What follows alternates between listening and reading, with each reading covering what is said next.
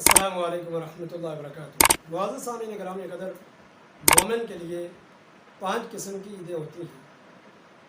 فرمایا مومن کی پہلی عید جس دن وہ گناہوں سے محفوظ رہا وہ دن مومن کے لیے عید کا دن ہے۔ دوسری عید مومن کے لیے جس دن دنیا سے ایمان سلامت لے کر چلا گیا۔ یہ سب سے بڑی عید ہے مومن کے لیے کہ مومن ایمان سلامت لے کر دنیا سے چلا جائے، اور یہ بڑا مشکل کام ہے۔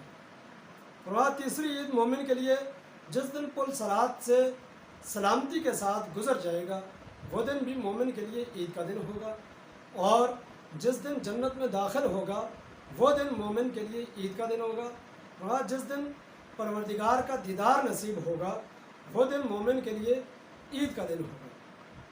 تو یہ 5 مومن کے لیے سب سے بڑی عیدیں ہیں۔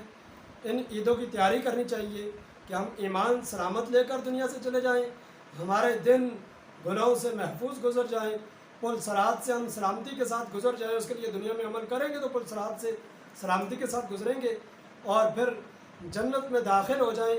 اس کے لیے ہم اللہ کی رضا کے لیے، جنت کے حصول کے لیے، جنت کے حصول کے لیے ہم اعمال کرنے والے بن جائیں، اور رب العالمین کا دیدار نصیب ہوگا۔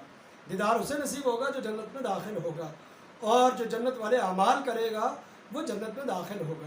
تو یہ شاعر نے کیا خوب کہا کہ لوگ کہتے ہیں کہ کل عید کے دن کون سا لباس پہنو گے؟ تو میں نے کہا میں وہ لباس پہنوں گا جو مجھے قناعت کی طرف لے جائے۔ فقر اور صبر 2 ایسے لباس ہیں جن کے اندر ایک دل ہے جو عیدوں اور جمعوں کو اپنے پروردگار کی زیارت کرتا ہے، اور اے میری مراد اگر تو مجھ سے کھو جائے تو عید کا دن میرے لیے ماتم ہے، اور اگر تو مجھے دکھائی دے اور سنائی دے تو میری عید ہے۔ اور میری مراد کیا ہے؟ وہ قناعت ہے، وہ صبر ہے، وہ فقر کے اوپر صبر کرنا ہے، یہ میری مراد ہے۔ اللہ تبارک و تعالی ہمیں حقیقی اور اصل خوشیاں جو ہیں وہ جنت کی، رب العالمین کے دیدار کی، وہ آخرت کی خوشیاں ہیں، اللہ ہم سب کو نصیب فرمائے۔ السلام علیکم ورحمۃ اللہ وبرکاتہ۔